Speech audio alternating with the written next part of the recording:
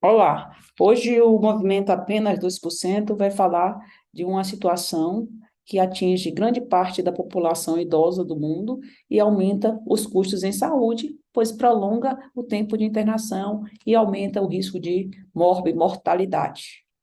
Hoje a gente vai falar de sarcopenia. Você tem sarcopenia?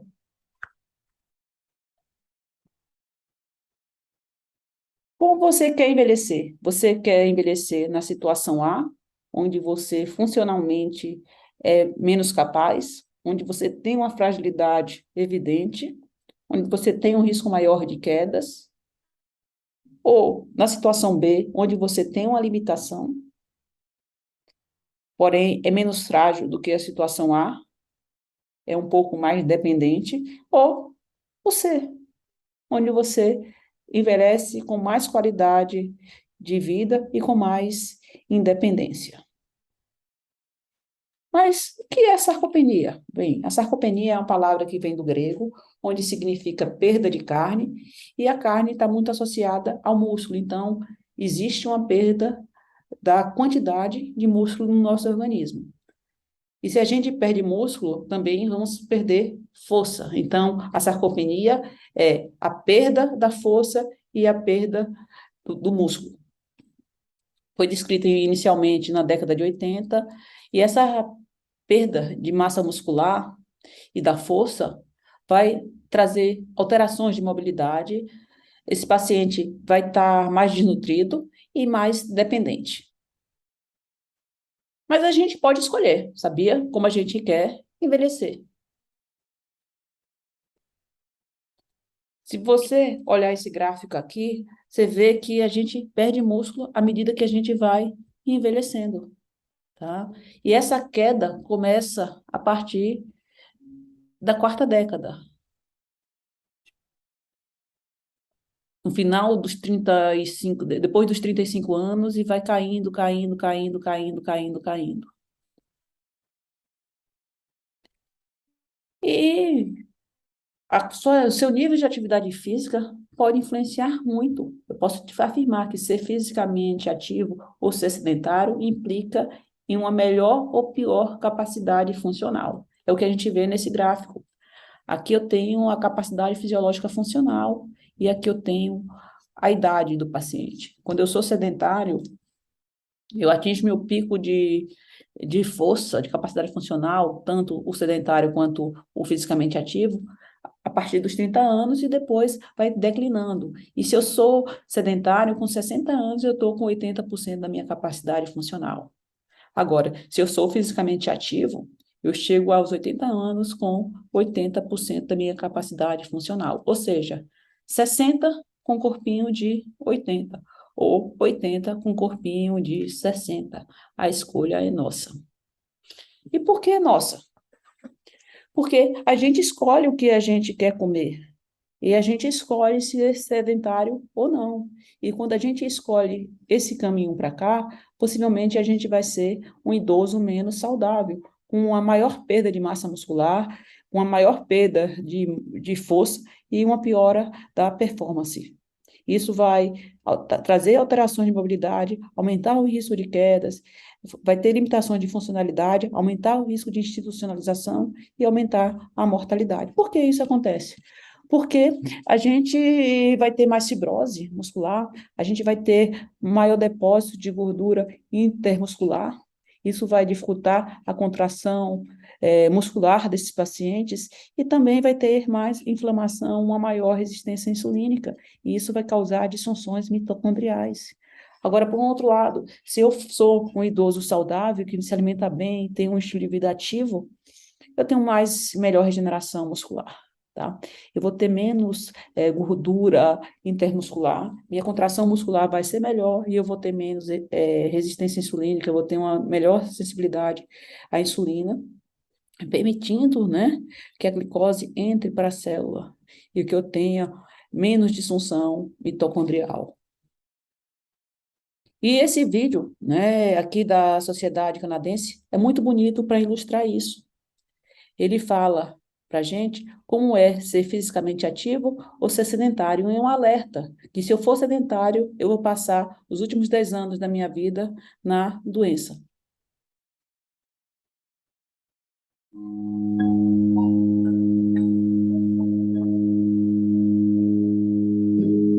What will your last 10 years look like? Will you be quick enough for a game of tag with your grandchild? Strong enough to embrace every moment?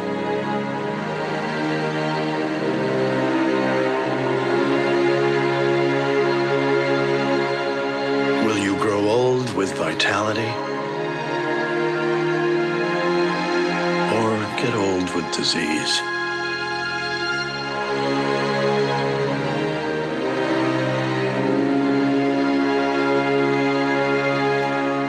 It's time to decide. The average Canadian will spend their last 10 years in sickness.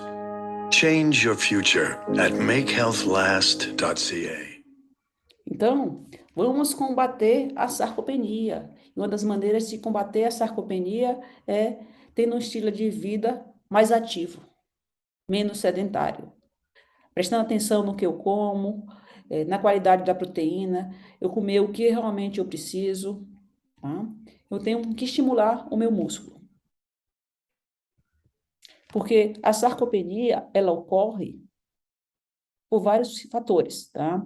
Desde o envelhecimento, a redução de atividade física, a gente envelhece, a gente perde papilas gustativas, e isso altera o sabor da alimentação. Também o nosso estômago tem um esvaziamento mais lento, e isso me dá uma saciedade. Então, eu como menos, minhas unidades motoras também são diminuídas, então a minha contração muscular pode ser pior, então é um outro fator. Os meus vasos também envelhecem, então eu tenho um aporte menor de oxigênio para as minhas células, e a gente tem uma redução de vários hormônios que também podem dificultar o ganho de massa muscular, tá? E às vezes a gente tem processos inflamatórios, tá? O inflammation, que as pessoas falam, podem contribuir ou acelerar a perda de massa muscular. Também a gente pode ter a sarcopenia por outras causas, seja uma doença aguda, uma infecção, um estresse agudo, uma depressão, uma queda onde a gente fica restrito ao leito e a gente para de usar os nossos músculos, uma insuficiência cardíaca grave, uma doença pulmonar crônica também, um câncer, uma tuberculose, não dormir direito, o uso de algumas medicações, como corticóide, uma má alimentação, um IMC muito baixo, uma desnutrição, ou então uma obesidade, onde eu tenho uma redução de massa muscular devido à inatividade e uma alimentação ruim, procedimentos cirúrgicos, tá? E déficits cognitivos podem levar a uma sarcopenia e delírios. E será que você tem sarcopenia? A partir de agora, a gente vai fazer uma triagem. Você vai responder a um questionário e você vai somar a sua pontuação. Se ela for maior que 4 pontos, você tem risco. A primeira pergunta é relacionada à força, tá?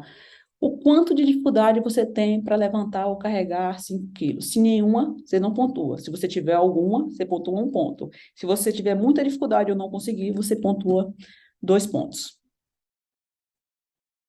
A segunda variável avaliada é a dificuldade para caminhar. O quanto de dificuldade você tem para atravessar um cômodo. Se nenhuma, não pontua. Se tiver alguma, pontua 1 ponto.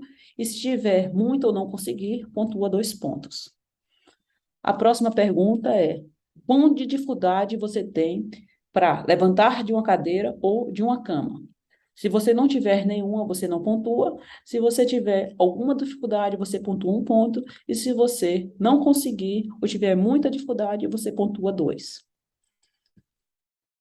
A outra pergunta é sobre subir escadas. Quanto de dificuldade você tem para subir um lance de 10 degraus? Se você não tiver nenhuma dificuldade, não pontua. Se você tiver alguma, você pontua 1. E se você tiver muita dificuldade ou não conseguir, você pontua 2 pontos. E a última pergunta seria relacionada a quedas. Quantas vezes você caiu no último ano? Se você não caiu nenhuma vez, você não pontua. Se você caiu de 1 a 3, você pontua 1 ponto. E se você tiver caído mais de 4 vezes, 2 pontos. Então, a somatória do SARC-F vai de 0 a 10. Se você te pontuou de 0 a 3, você não tem sinais sugestivos de sarcopenia no momento. Deve ser reavaliado periodicamente, e se você tiver uma pontuação maior ou igual a 4, é sugestivo de sarcopenia e você precisa ser avaliado por um profissional de saúde. A fim de melhorar a sensibilidade desse questionário, foi proposto acrescentar a circunferência da panturrilha, onde a gente vai pegar o maior diâmetro. Ele vai acrescer mais 10 pontos, então a pontuação vai ser de 0 a 20, onde se eu tiver uma pontuação, uma circunferência de uma panturrilha menor que 33 centímetros, ou igual, nas mulheres ela vai pontuar 10, e no homem, se for menor ou igual a 34 centímetros, vai pontuar 10. Se eu tenho o SARC-F feito com relação à força, caminhada, cadeira, escada e queda, e uma panturrilha menor do que 34 nos homens, e nas mulheres 33, se eu tiver uma pontuação acima de 11, é sugestivo de sarcopenia. Quem deve ser triado? São pessoas com mais de 65 anos, ou então aqueles pacientes que tiveram um evento clínico que possa comprometer a saúde ou capacidade funcional, como uma internação, uma queda. E como eu posso combater, e como o movimento apenas 2% pode ajudar a você a combater? Olha, sabe-se que eu tenho alguns tipos de exercícios físicos que podem ser usados para diminuir a sarcopenia, a osteoporose, o número de quedas e alteração da cognição. Então, trabalhos mostram que exercício aeróbico podem trazer benefícios, né? Na mobilidade, da sarcopenia, o aeróbico, se tiver algum impacto, né, pode combater a osteoporose, por exemplo, uma corrida pode trazer benefício em relação à osteoporose, já uma natação não traz, reduz o número de quedas, melhora a dor, melhora a cognição. O exercício de força combate tanto todos e melhora a mobilidade, todas as situações, tá? E a parte de equilíbrio e flexibilidade também traz benefícios. Então, a gente tem que distribuir isso ao longo da nossa semana. E distribuir como, né? Em relação ao exercício aeróbico, o recomendado é que a gente faça 150 minutos de exercício aeróbico moderado por semana. E o que é moderado? Aquela pessoa consegue conversar, mas não consegue cantar ao fazer o exercício físico. A gente tem que associar o exercício de força para melhorar nossa unidade motora, melhorar nossa fibra muscular, quanto de exercício físico de força, né, resistido, tá? Pode ser com elástico, com peso livre, com máquinas, calistenia, com peso do próprio corpo. A gente precisa movimentar os principais grupos musculares, pode ser 2 vezes por semana. A gente tem que fazer repetições de 8 a 12, tá? Em séries de 1 a 3 séries por vez. E também não esquecer de trabalhar a flexibilidade, tá? Alongamentos, 2 vezes por semana. Depois, quem sabe, do exercício de força, tá? Isso é importante porque trabalha a propriocepção e dá uma noção de espaço e previne quedas. Então, não importa aonde você esteja, em qual parte do mundo você está, a gente tem que ter um estilo de vida saudável. A gente tem que treinar força, equilíbrio, aeróbico, treinar a mente e descansar e comer bem. Desde criança até o nosso envelhecimento. Então, lembre-se que enquanto meu coração bater, smart você. Treinarei regularmente, resistido, aeróbico e alongamento. Equilíbrio mental e físico buscarei. Limite, repouso, respeitá-los-ei. Alimentação adequada consumirei. e limitarei o tabaco e o álcool. Porque com isso eu vou desgastar menos o meu organismo. Eu vou trazer menos dano mitocondrial para minha célula. Eu vou evitar que minhas células troncos cansem menos, tá? Eu vou evitar sensores nutricionais alterados, eu vou deixar minha genômica mais estável, eu vou facilitar a comunicação intracelular, eu vou envelhecer menos a minha célula, tá? Então, desgastem menos. E lembre-se do movimento apenas 2%, onde você aplica 150 minutos por semana de exercício aeróbico moderado, associado a sessões de força e flexibilidade, de 20 a 30 minutos, 2 a 3 vezes por semana. Isso vai dar um total de 60 minutos por semana. Então, junte-se a nós, independente onde você esteja, independente de qual seja a sua idade. Faça parte do nosso grupo. Esperamos vocês. Siga-nos.